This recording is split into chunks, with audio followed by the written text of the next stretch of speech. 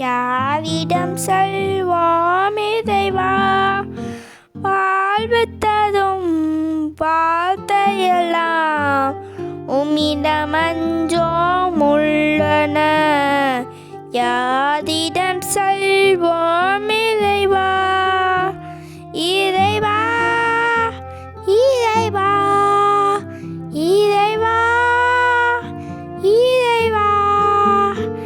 அலைமோதும் உலகினிலே ஆறுதல் நீ தர வேண்டும். அலைமோதும் உலகினிலே ஆறுதல் நீ தர வேண்டும்.